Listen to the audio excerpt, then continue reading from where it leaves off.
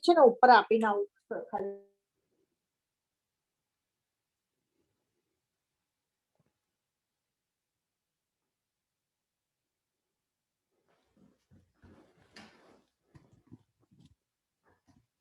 So I think we can get started.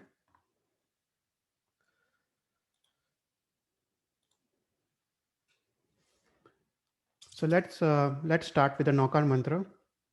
Namo Hariyantaram, Namo Siddharam, Namo Ayariyanam, Namo Vajjayanam, Namo Loe Savvasahuram, Eso Pancha Namukaro, Savva Pava Parasano, Manglarancha Savvesim, Paramam Havai Mangalam. So welcome everyone to the third session of the Tirthankar Charitra.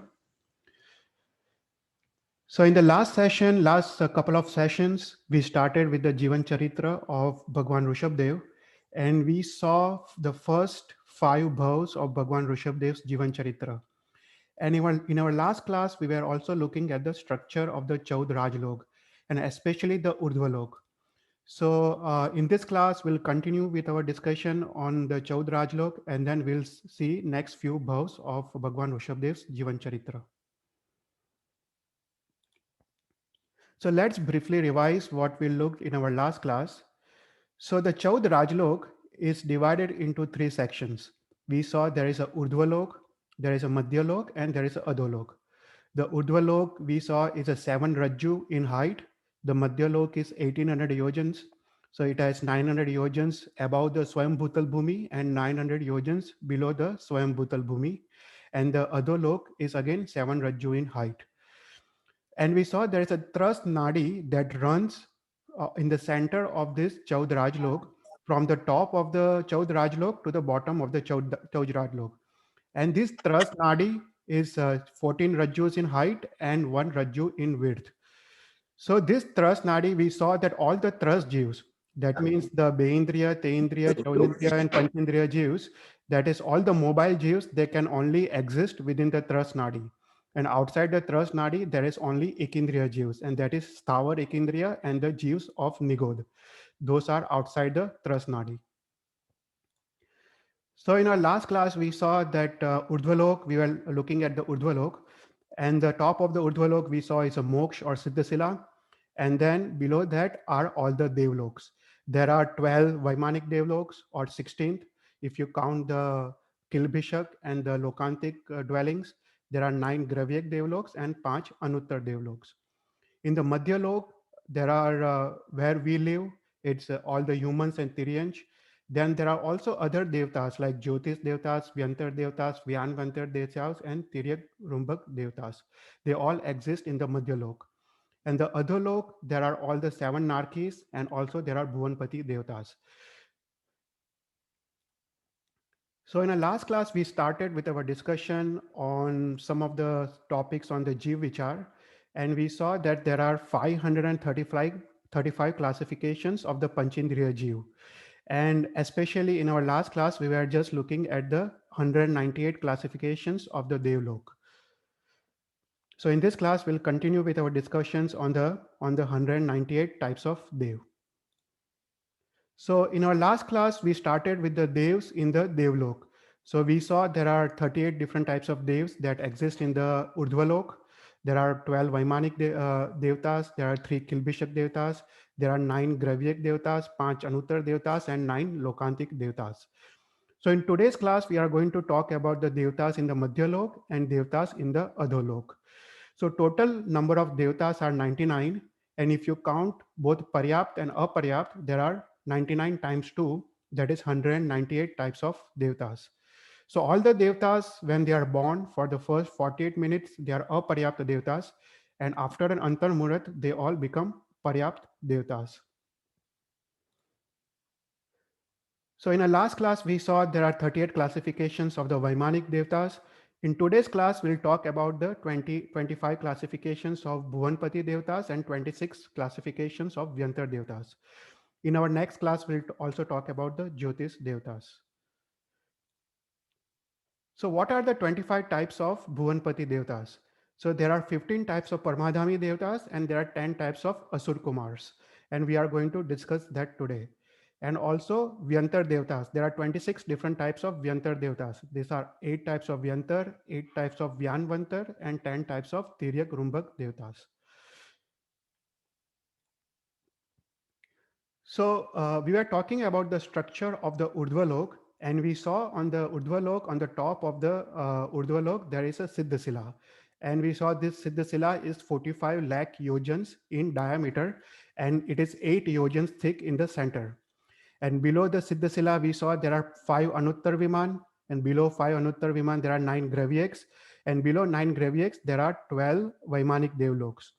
There are also places for 3 Kilbhishak Devtas, and there is also one place for 9 types of Lokantik Devtas.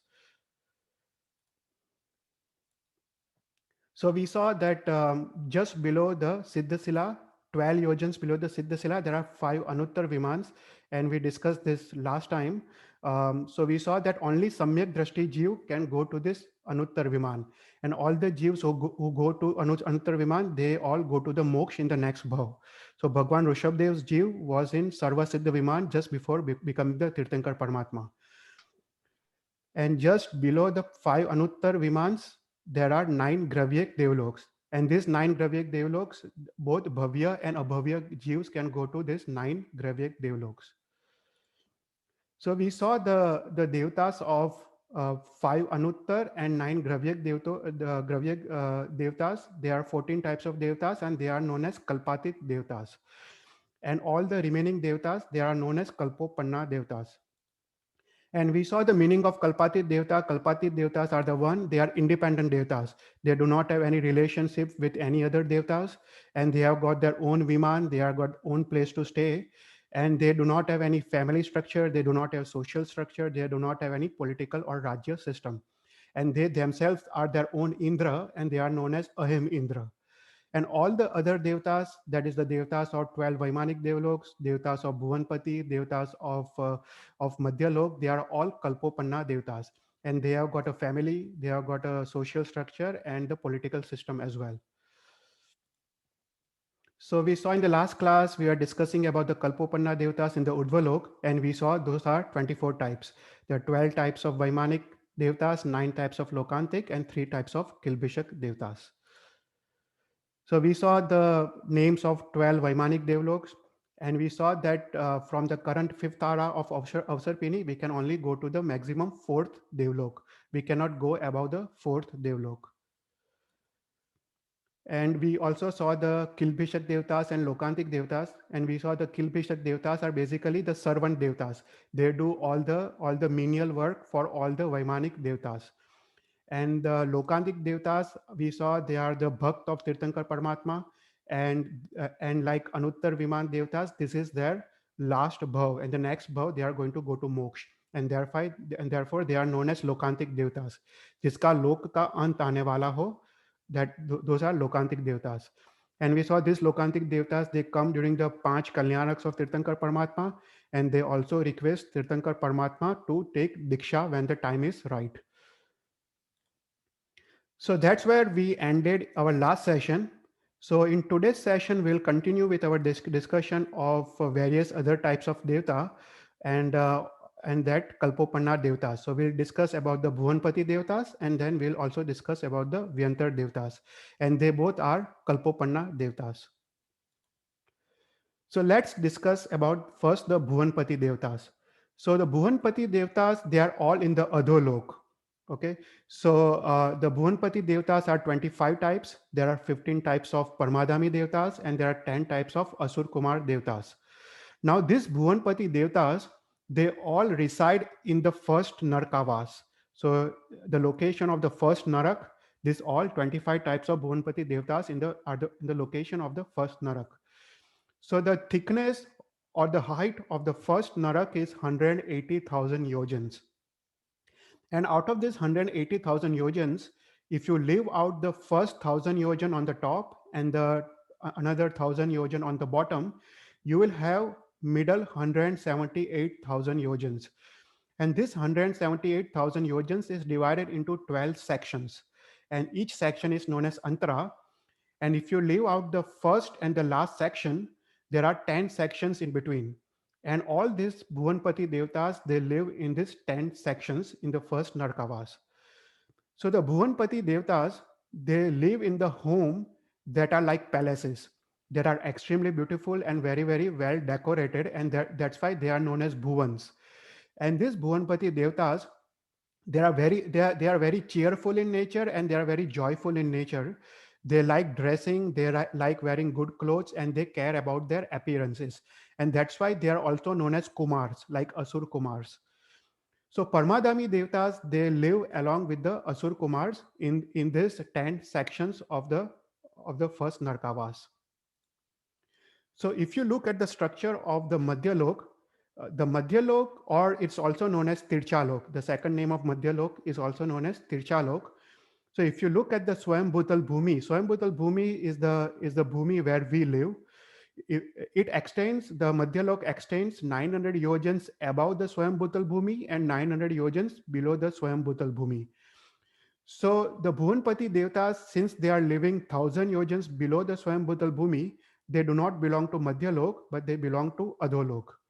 Okay, so this is something that you need to understand. So let's look at the 25 types of Bhuvanpati Devtas. So first are the 15 types of Parmadhamis. So 15 types of Parmadhami Devtas are Ambarish, Shyam, Shabal, Rudra, Ruparudra, Kal, Mahakal, Asipatra, Van, Kumbhi, Valuka, Vaitrani, Kharaswar, and Mahaghosh. So these are the 15 types of Parmadhami Devtas. Now these 15 types of Parmadhami Devtas, they live with the 10 types of Asur Kumars. And these Parmadhami Devtas, they basically impose torture or they harass the Jews of Narkis. And by doing that, they get the pleasure and they get the enjoyment. So that's their nature. And all these Parmadhami Devtas, because of their Utkrusht Pap Karma in this bhav, they all go to Tiryanch in the next bhav, and after that, they all go to Narak. So that is a mandatory thing for them, that in the two bhavs after the current bhav, they all go to Narak. So because of their Utkrusht Pap Karma in this bhav. In our next class, we'll see what each of these 15 types of Parmadhami Devta does to the Narki Jews when we talk about the Adholok. But right now, you can just remember the names of these 15 types of Parmadhami Devtas. Then there are also 10 Asur Kumar Devtas. And as we saw in the thickness of the first Narak is 180,000 yojans. And we saw that if you leave the first 1000 yojans on the top and the next 1000 yojans on the bottom, there is 178,000 yojans. And this 178,000 yojans is divided into 12 sections. So each section is known as Antro, and one Antro is 11,583 yojans. And between each of this Antro, there is a Pratar. Pratar is a layer where there is air and there is a liquid layer in between two Antros, and this is 3,000 yojans. So there are 10 types of Asur Kumar Devtas that live in these 10 Antras. These are Nag Kumar, Suvarna Kumar, Vidyut Kumar, Agni Kumar, Dvik Kumar, Udhadi Kumar, Dishi Kumar, Vayu Kumar, and Santi Kumar. So these are the 10 types of Asur Kumar Devtas that fall under Bhuvanpati Devtas. Now these 10 types of Asur Kumar Devtas, they come during the Panch Kalyanaks of Tirthankar Paramatma.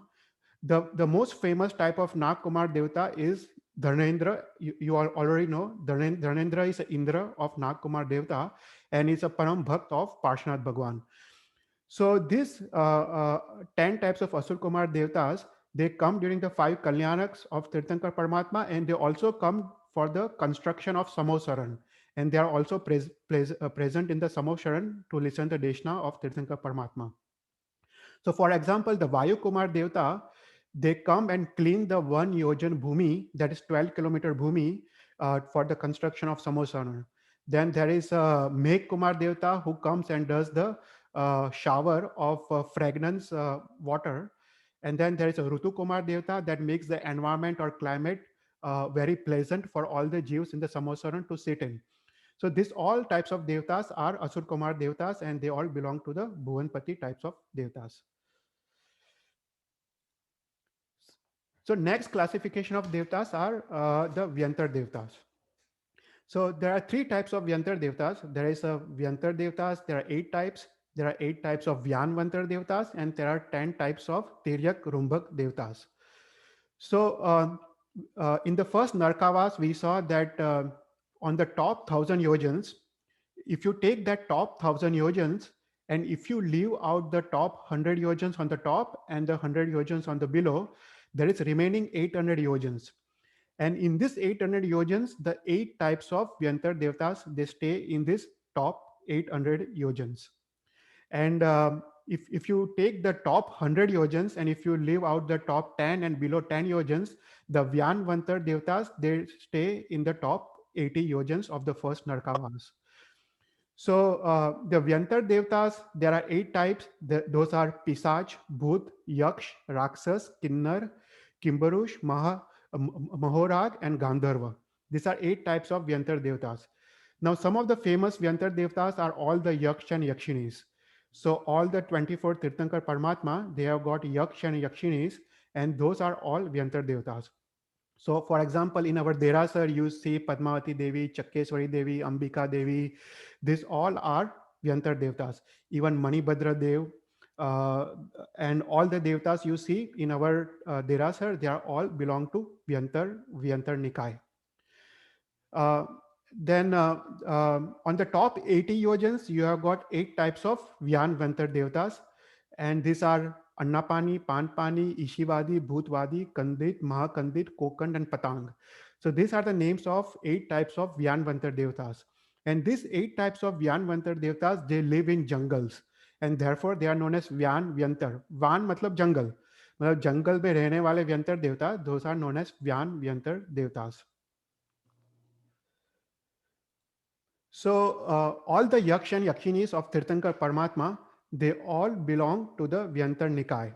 So some of the famous are Chakkeshwari Devi, Ajita Devi, Kali Mahakali, Jwala, even Nirvani Devi, then Padmavati Devi. We all know Padmavati Devi is a Yakshini of Parshnath Bhagwan, Ambika Devi of Naminath Bhagwan. So these are all the, even Parsh Yaks. These are all the famous Yaksh and Yakshinis, and they all belong to the Vyantar Devta family. So this Yaksh and Yakshinis, those are of the 24 Tirthankar Paramatma, the Yaksh are the males and the Yakshinis are females. And these are known as Shasan Devtas and Shasan Devis.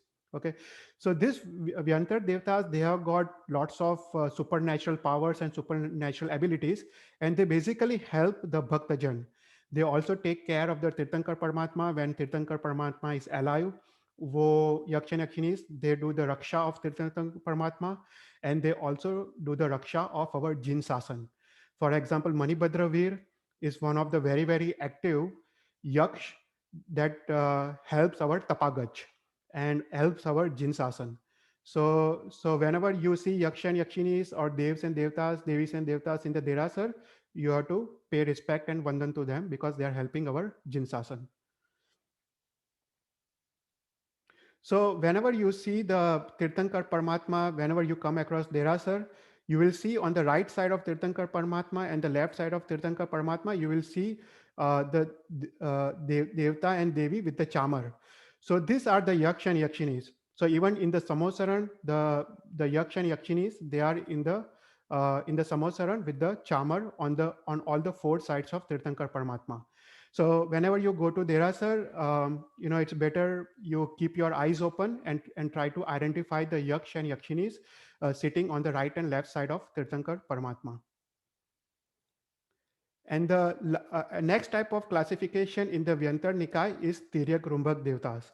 Now there are 10 types of Tiryak Rumbak Devtas. These are Anna, Phal, Pan, Pushpafal, Vastra, Shayan, Lion, Vidya, Pushpa, and Avyat. So these are the 10 types of Tiryak Rumbak Devtas. And these 10 types of Tiryak Rumbak Devtas, they also come during the Panch Kalyanaks of Tirthankar Paramatma, and they help with the Varshidan. So they actually shower the wealth for when Bhagwan is doing Varshidan for 1 year. So these are all the Tiryak Rumbak type of Devtas. Now the Devtas of Vyantar Jati we saw, and the Devtas of Tiryak Rumbak Jati, they are all belong to the Madhya Lok, and they all belong to the Tircha Lok, because they are in the first 900 yojans below the Swayam Bhutal Bhumi. And all the Paramadhami and Asur Kumar, they all belong to the Adholok, because they are past the 900 yojans after the Tircha Lok. So these are the types of devtas. Then let's see the height. The height of Bhuvanpati devtas is 7 feet. The height of Vyantar devtas is also 7 feet. In this class, we'll not see the Jyotish devtas. We'll see the Jyotish type of devtas when we talk about Madhya Lok in our next class. But they also have 7 feet of height. And the Ayushya, the minimum Ayushya of all the devtas is 10,000 years. So all the devtas are by mandatory, they are all Paryapt. So Bhuvanpati devtas, the minimum Ayushya is 10,000 years, and the maximum Ayushya can be more than a Sagaropam. For the Vyantar devtas, the minimum Ayushya is 10,000 years, and the maximum Ayushya is less, is 1 Palyopam. And Vaimanik devtas, the minimum Ayushya itself is 1 Palyopam, and the maximum Ayushya is 33 Sagaropam in the Anuttar Viman. So this is something I wanted to cover about the devtas, and even in our next class we'll continue with our discussion of devtas, and we'll see the next classification of Jyotish devtas when we talk about the Madhyalok. So let's start with the Bhagwan Rishabdev's Jivan Charitra. So in the first couple of classes, we saw the first 5 bhavs of Bhagwan Rishabdev's Jivan. So we saw in the first bhav he was Dhanna Sarthva, and we saw that in this bhav he was a very very rich merchant, and he gained Samyak Darshan by giving Supatra Dan to a Sadhu Maharaj Sahib, and in a very very Subh bhav, and he also took the Bara Vrats of Shravak in this bhav. And because of that, he got Samadhi Maran in this bhav. And the second bhav, he became a Yuglik in the Uttar Kurukshetra. And we saw the Yuglik in Uttar Kurukshetra, they have got 3 Palyopam Ayushya, they have got very, very Manda Kashai, and they live for around, they live for 3 Palyopams. And all the wishes, they are fulfilled by 10 types of Kalpavruksha. So we saw that in our first class. And all the Jews who are born in the Uttar Kurukshetra, they all go to Vaimanik Devlok in their next bhav.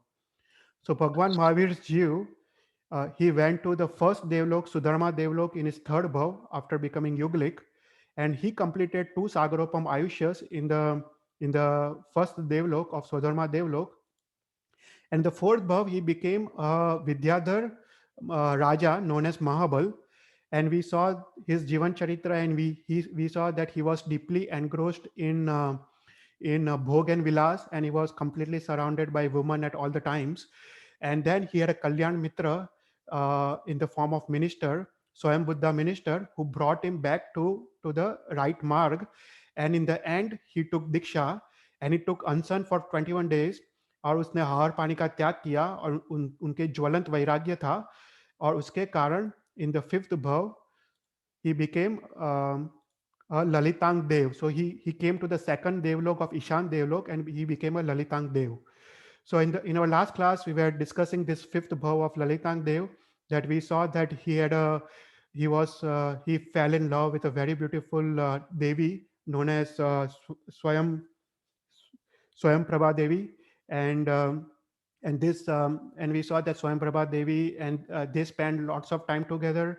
They were deeply engrossed into each other, and Swayam Prabha Devi, unka ayushya khatam hoke, she was born as a Nirmanika in a very very poor family, and we saw that as a Nirmanika, she was about to commit a suicide on a mountain, and there she saw a Keval Gnani Muni Bhagwan known as Yugmandar Muni, and she listened to the Desna of Yugmandar Muni, and she took the Ansan.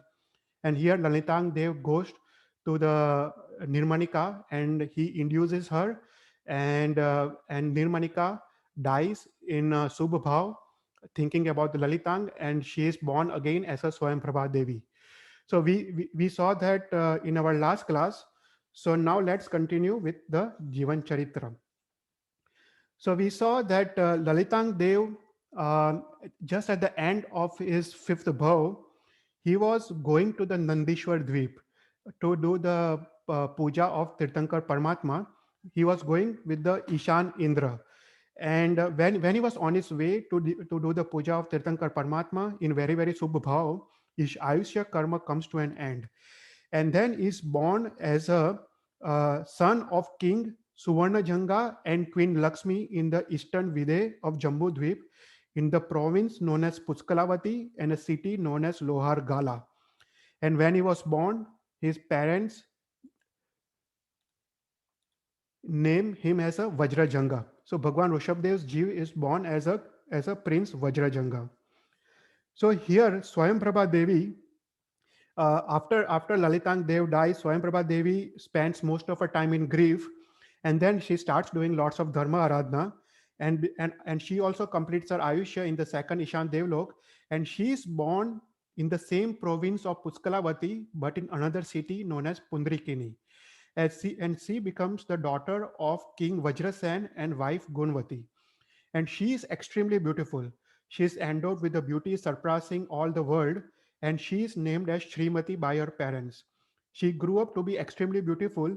As a jewel and adorns a golden ring, youth adorns her, making the sky blossom. So that's a description in the Shastra saying that she is extremely beautiful. So one day, Srimati, uh, for the amusement purposes, she goes to visit the mountain known as Sarvatobhadra, and she is visiting one of the gardens, one of the udyans. And in this garden, she is a Muni Susista. And this Muni Susista achieves Keval Gnan, and Devtas had come there to celebrate the Keval Gnan Mahotsav of Muni Susista. So as soon as she sees that, she recalls her former birth as Nirmanika. And all of a sudden, she falls on the ground and she becomes unconscious.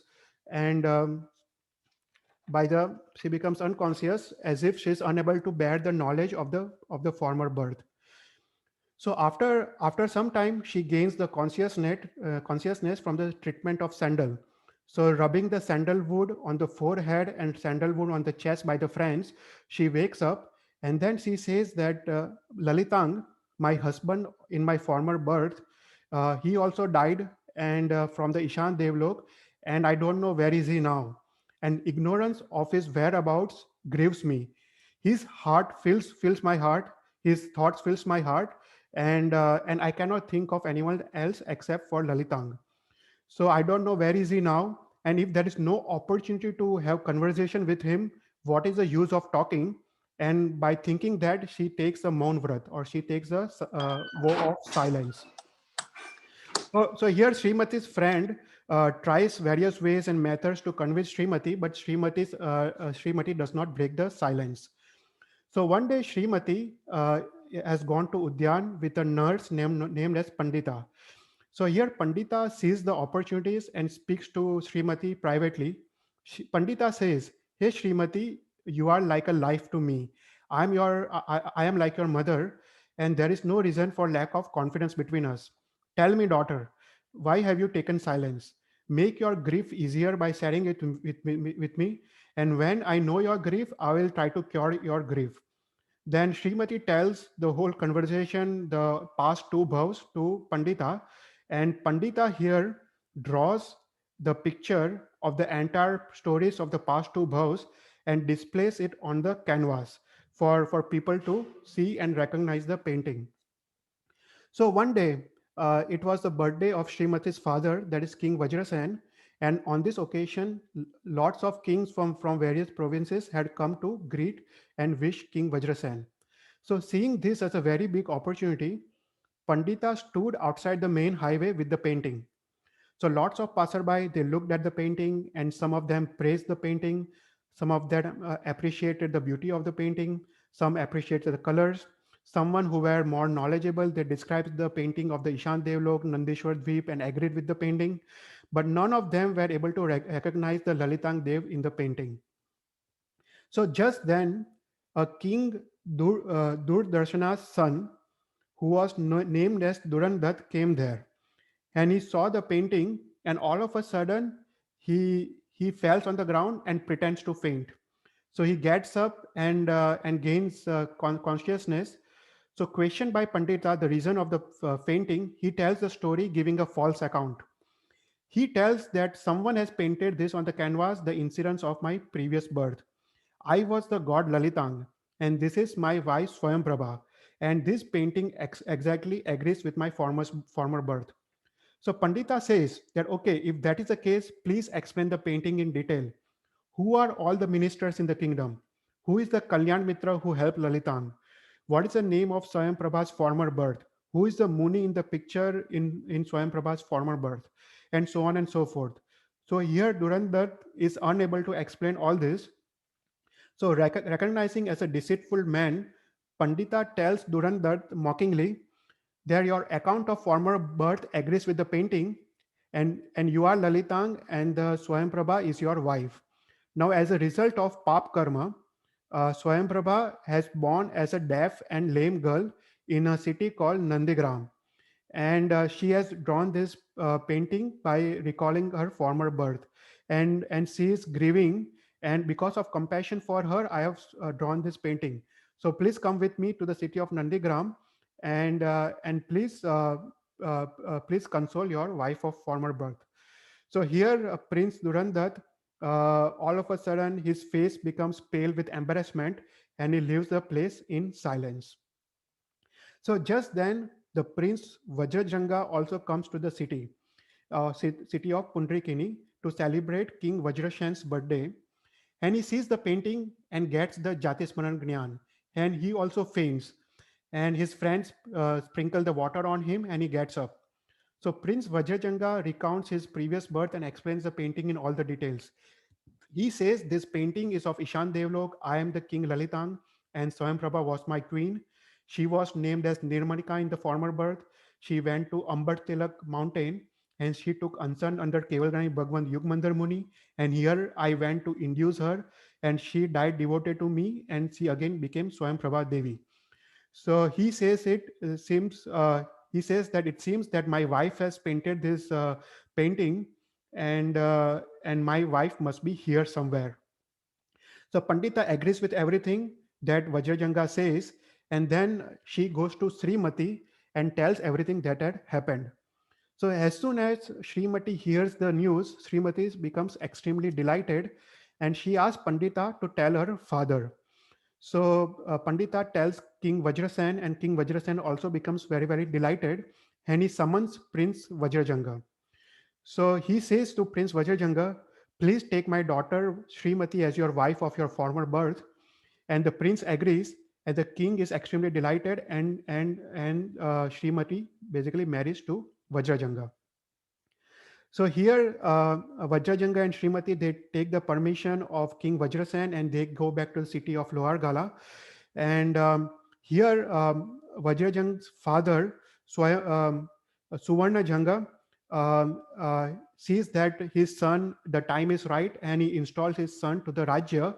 And here, the king Suvarna Janga takes Diksha. So here, similarly, Srimati's father Vajrasen also bestows his sovereignty and kingdom to son Puskalpal, the brother of Srimati, and he also takes Diksha. And here, Vajrasen Muni becomes a Tirthankar. So Vajrasen Muni is basically a Tirthankar Jeev. So here, one thing to understand in these stories is, if you see the former birds, every time the king, when the son is mature, they install their son into the kingdom and they take Diksha. So this was our tradition, and this was a common thing that was happening, and that's why, they were able to, live all the passions and the parigraha.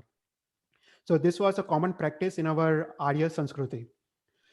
So here Vajrajanga and his wife Srimati, they ruled the kingdom of Lohargala with ease, and for them their love for each other was very, very unique from several bhaus, and like they were never separated from each other, and they enjoy all the pleasures of the bhau, and they also had a son.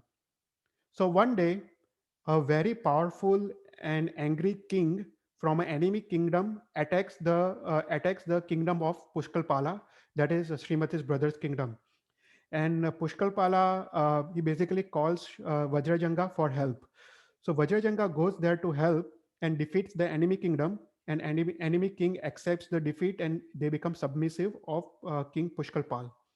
So here King Pushkarpal gives various gifts to Vajrajanga, and one day they decide to take the leave of Pushkalpal, and they are on the way journey back to their home city of Lohargalpur.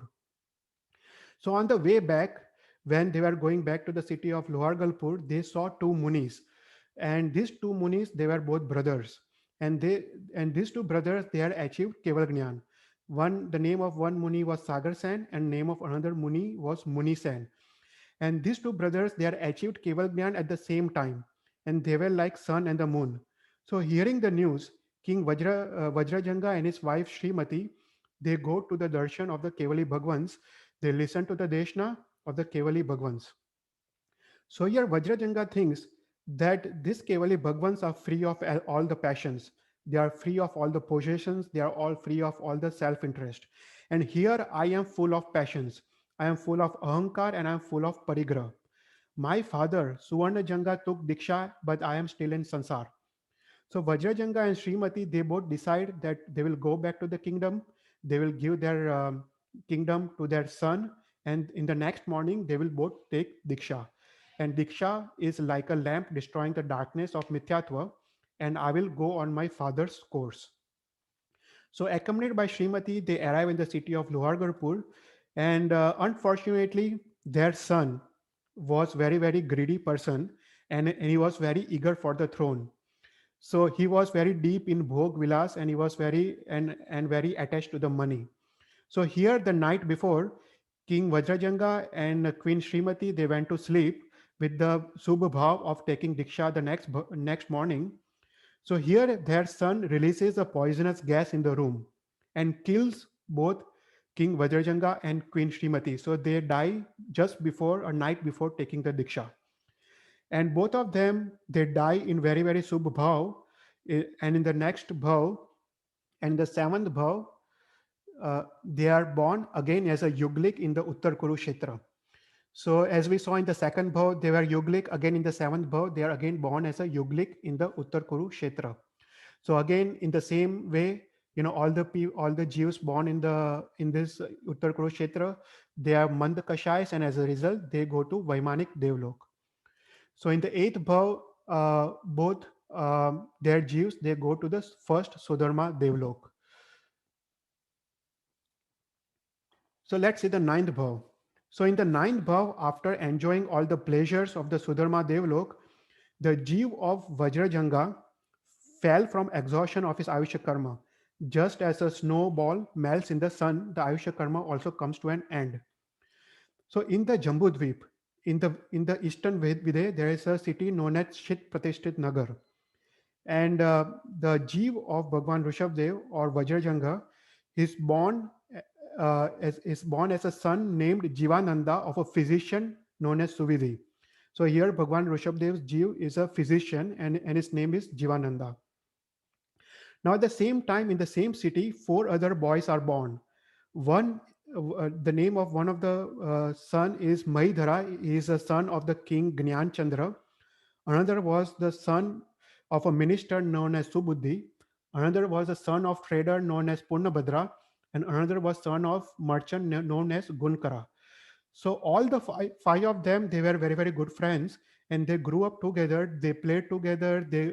And they were always together. So in the same city, the Jeev of Srimati is also born as a son Keshava of a merchant Ishwar Datta. So now she is born as a son Keshava. And with Keshav, they were all the six friends, and they were inseparable like the mind and the body. So here Jeev Nanda was a physician. He learned all the 8 branches of Ayurveda from his father from his father Suvidhi, and he became a doctor or a physician. And like a Airavat among the elephants, like the sun among the planets, he became the foremost physician among all the physicians. And his knowledge was unquestionable, and his skills was also one of the best. So they all the 6 friends, they were always together, and they were staying at each other's house, and they were always doing dharma aradhana together.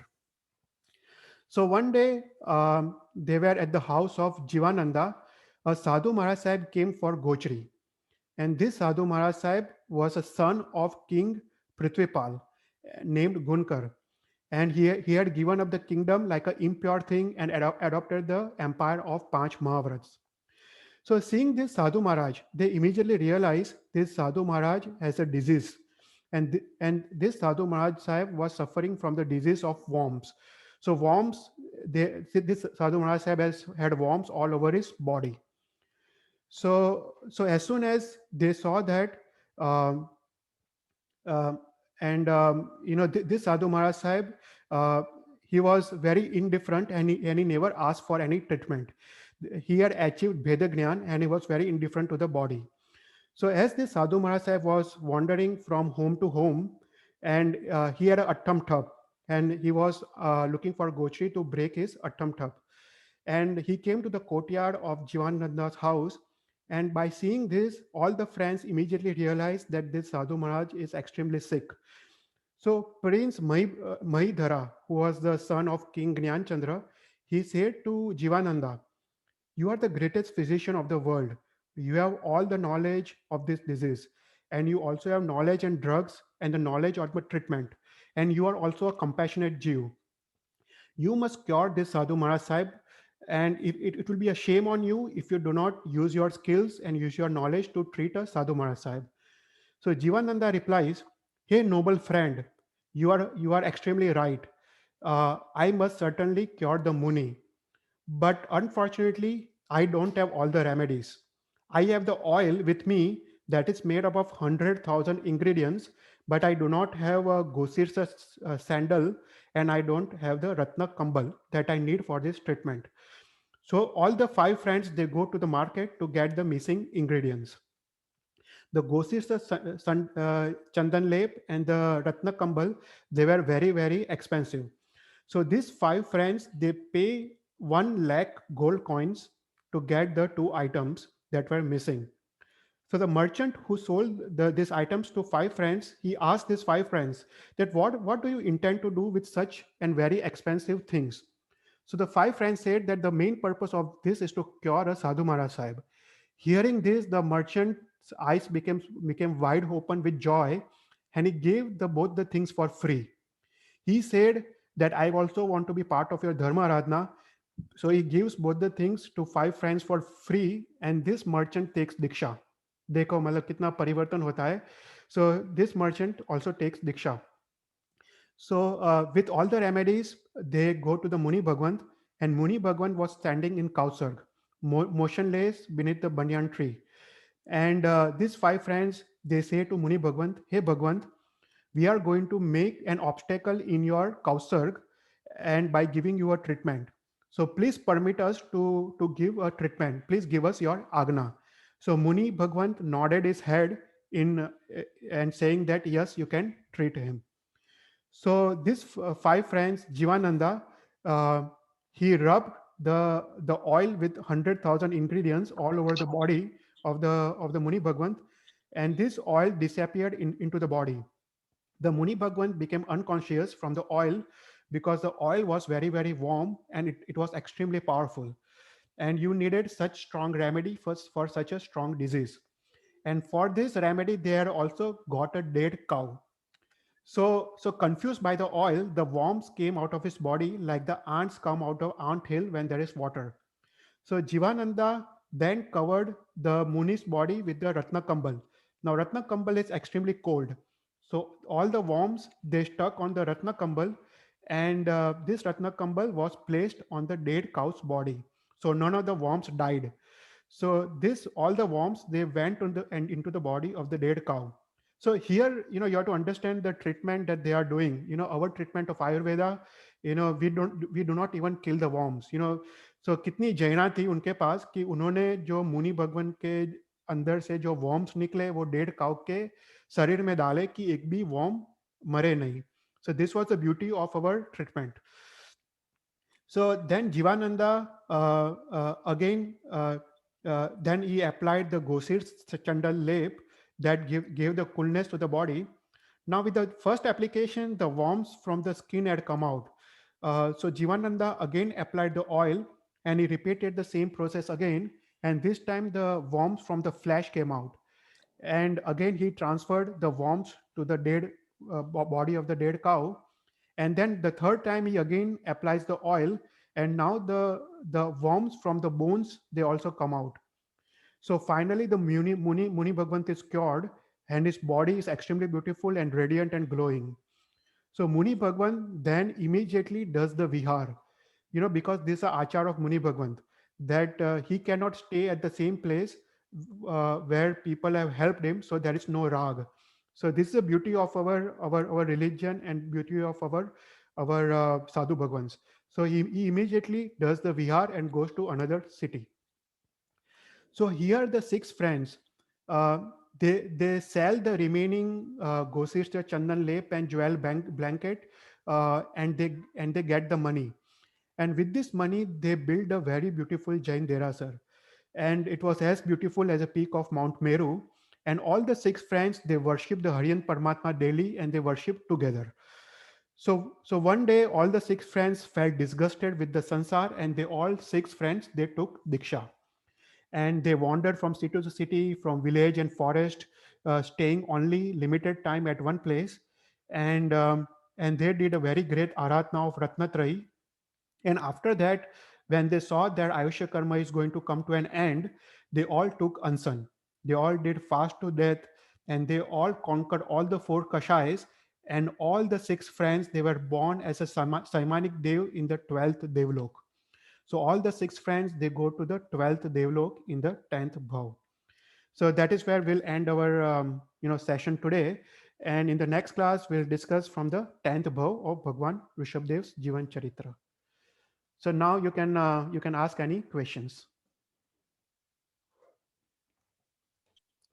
I have a question. Yeah. Who made the Namotar mantra? I mean, Or Namokar mantra. So Naukar mantra is a Shashwat mantra. So Naukar mantra has been there forever. So there is no one who basically makes the Naukar mantra, since it's a Shashwat mantra. But in each Tirthankar Bhagwan's time period, it is written in the language that is prevalent at that time. So in our times, at Bhagwan Mahavir's time, Ardh Magdi was the language that was spoken. So Naukar mantra is written in Ardh Magdi Bhasa. But Naukar mantra was always there, and there is no creator of this Naukar mantra, since it's a Shashwat mantra. yeah. So I have a second question. Yeah. What about the Jinvanda, like the physician, like the Sid's friends also like died. What about the first Tirthankar's both? I mean the physician both. What about that? I mean. So you are asking what happened to them? I didn't really understand the question. No, what happened to the physician? I mean. Oh, they all took the Diksha. What is the name of the physician? I mean. Jivananda. Yeah, Jivananda is the name of the. Jivananda also did this thing. Yeah, so all the six friends, they take the Diksha, and they all did the Dharmaradhana together, and they all died whenever their Ayushya Karma came to an end, and they all took Anshan, and they all went to the 12th Devlok in the 10th Bhav. So all the six friends, they were together when they took the Diksha. Oh, okay.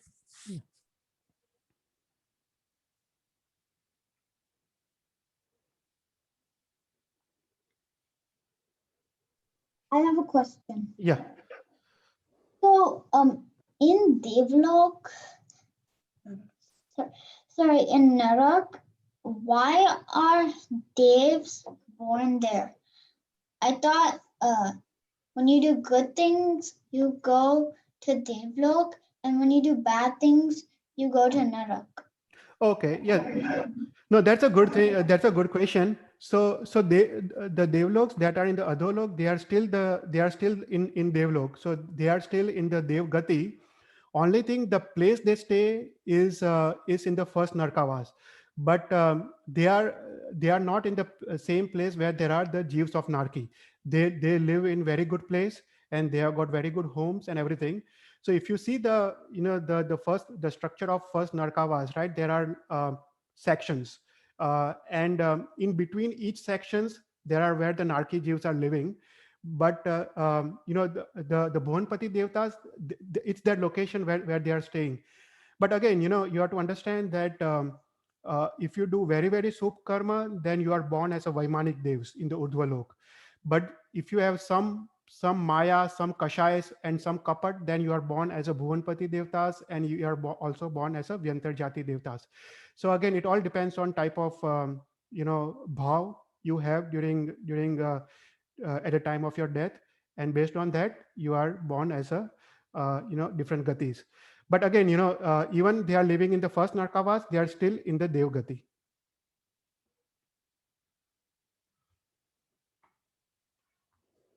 Does that answer your question? Yes, Okay. thank you. Chetal Bhai, so what is the biggest difference between a Devgati and Manushya Gati? I know that to get the moksha, we have to have a Manushya Bhav. Right. So they पुण्य ज्यादा हो तो देव लोक में फिर क्यों जाएं और वो मनुष्य गति क्यों नहीं मिलती है? Right. Yeah, that is a very good question. So जब भी हम पुण्य करते हैं तो पुण्य कर्म का भोग करना पड़ता है, तो इसलिए देवगति बीच में मिलती है. पर again you have to understand that जब जो जो पुण्य से तुमको देवगति मिलती है, राइट, वो कौन सा पुण्य है? अगर पुण्यानुबंधी पुण्य है तो तुमको आइदर यू नो अच्छा देवगति मिलेगा और तुमको सम्यक दर्शन भी मिलेगा. But one thing you have to understand that not all the devs are Samyak Drashti devs. It's only extremely few devs are only Samyak Drashti devs, while all the other devs are Mithyatvi devs. So अगर किसी ने अच्छा काम किया ये भव में और काफी सारे पाप भी थे, पर जब आयुष्य कर्म बंद होने के समय उसके शुभ भाव थे, तो उसको देवगति मिलेगी. पर अगेन अवर एम कि हमको उपादान की शुद्धि चाहिए. That is our main aim कि हमको सम्यक, इवन इन द देवगति वी नीड सम्यक दर्शन. Now that are only few devs that are actually Samyak Drashti devs, and then after gaining Samyak Darshan, they will come back to the Manushya Gati. They will either be born in the Mahavidya Kshetra or other Kshetra, or फिर वो धर्म आराधना करके they will ultimately go to moksha. But remember, even the Abhavya Jeeves, they go to Devlok, and Abhavya Jeeves also go to 9th Gravyak. So देवगति पुण्य से मिलता है, पर वो पुण्यानुबंधी पुण्य नहीं होता है. तो अगर मतलब लेकिन देवगति का आयुष्य बहुत बड़ा होता है, तो उनका पूरा आयुष्य करके फिर मतलब देवगति से वो महाविदेश क्षेत्र में नहीं जा सकते या जा सकते हैं? नहीं जा सकते. So from Devgati, yeah, Devgati you can go to Tiryansh, you can go to Manushya, and you can also go to Ekindriya. So जैसे अपने शास्त्र में काफी उदाहरण आते हैं कि काफी सारे देव्स they are deep into bhog and vilas, right. So वो लोग जैसे they are lots of attachment towards ratna, they are lots of attachment toward पानी का जीव, you know, they are always swimming और डूइंग सच थिंग्स. और उनका जब वो आयुष्य क्रम का बंद होता है तो वो एकिंद्रिय में भी जाते हैं. So they are born as a ratna in the khans, right? Or they are born as a apkai ka jeev. So Devgati say you can directly go to Ekindriya. From Devgati you can go to Tiryansh. And it is said that 99% of all devs, or even more, they all go to Tiryansh. Only few devs they can come back to Manushya Gati. जो देव भव में जिसने इतना सारा भोग विलास होता है और उसमें अगर अटैचमेंट नहीं रखा हो और उसमें भोग और उसकी वृत्ति नहीं रखा हो, तो then only you can get manushya gati and आर्य कुल और जैन धर्म. बाकी तो मोस्ट ऑफ देव्स they are born in the तिर्यंश गति. तो प्रमाद जितना हम मनुष्य गति में प्रमाद कर सकते हैं, उतना ही प्रमाद देवगति में भी हो सकता है. डेफिनेटली इवन देवगति में ज्यादा प्रमाद हो सकता है, क्योंकि देवगति में सर्ववीर्ति नहीं है, भोग और विलास ज्यादा है. भोग और विलास ज्यादा है, वहां पे अटैचमेंट ज्यादा है. और समटाइम्स ऐसा है ना कि जब अनुकूलता से दूर रहना मुश्किल है, प्रतिकूलता में धर्म करना इजी है. अगर तुमको दुख आए तो धर्म करना बहुत इजी हो जाता है. पर अगर अगर तुमको सुख हो तो उसमें धर्म करना becomes very difficult. So ये भाव में जिसने धर्म आराधना किया हो, जिसने चारित्र ग्रहण किया हो, देश वृत्ति या सर्ववृत्ति, वही देव भाव में वो डिटैच रह सकता है. बाकी सभी लोग अटैच रहते हैं और उसके बाद उनको तिर्यंच गति में जाना पड़ता है. So it's very important to remember that देव गति में धर्म का पॉसिबिलिटी बहुत कम है, क्योंकि वहाँ पे देश वृत्ति नहीं है और सर्ववृत्ति भी नहीं है. द मैक्सिमम गुणस्थानक you can get is the fourth गुणस्थानक, दैट इज सम्यक दर्शन इन देवगति. तो वहाँ पे धर्म आराधना का possibility is very very less. You can not do tap वहाँ पे. You don't have body to do tap. वहाँ पे भूखी नहीं लगती ना, वैक्रिय बॉडी है. So lots of things you can not do in देवगति. You have to come to the मनुष्य गति to do such type of dharma aradhana. Thank you. Yeah, any more questions?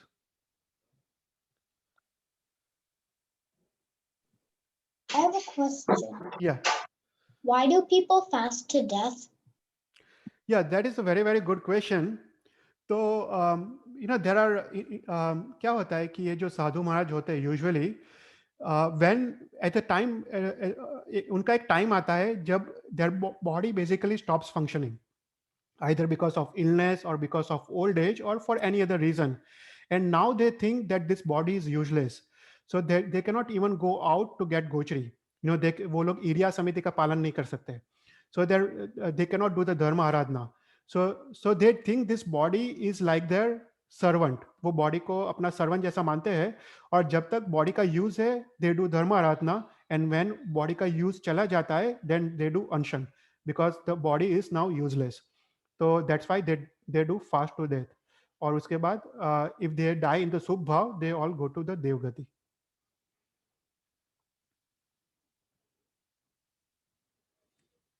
What is Sarvavriti? I mean, Sarvavriti. Sarvavriti is Diksha Jivan. So all the Sadhu Maharaj Sahib who take the 5 Mahavrats, they are all known as Sarvavirti. And yes, what is the differences between Tiryanch? No, Tiryanch and Narat, I mean? Tiryanch are all the animals. So all the animals, insects, Ekindriya, Beindriya, Tendriya, Chaurindriya, and even Panchindriya, all the animals you see, those are all Tiryanch Gati. And Narak is all those who go to the Narak, the 7 Naraks, they are all Narak Gatis.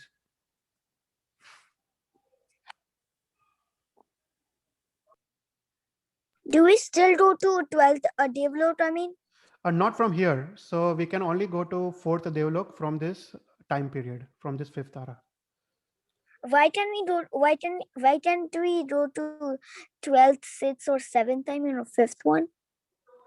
Can you repeat that again? Why do we? Why do we cannot go after 4th? No, 4th Devlok, I mean? Yeah, so the main reason is we cannot do such punya karma from this time period. We do not have our body or mind capable enough to do very high level of punya that is needed to go beyond the 4th devlok, and that's why we cannot go beyond 4th devlok from here. Okay.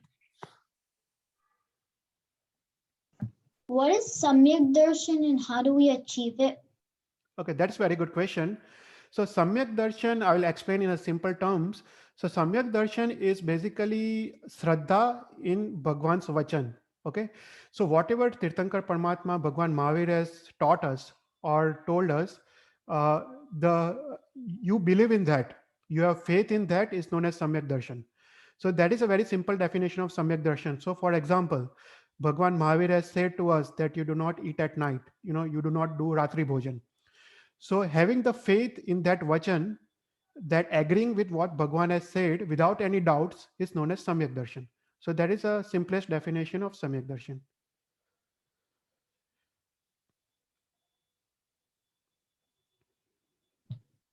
I understood. Okay, any more questions? Mahir, I think you had a question, right? Oh, wait, I didn't have a question. Okay. Yeah, I didn't have a question. Okay. Okay, I think we can end the session. So let's let's count one Naukar mantra. Namo Ariyantaram, Namo Siddhanam, Namo Ayaryanam, Namo Vajayaram, Namo Loisam. Eso Mukaro Sova Pava Parasano, Mangalam Mangalam. Jinagnya Virud Bolayo to Michhami Dukram. So thank you everyone. Anumodna Chetal. Thank you. Thank you. Thank you, Chetal uncle. Thank you. Thank you so much. खूप खूप अनुमोदन. Jai Jinendra. Thank you. Thanks. Bye. Bye. Thank you.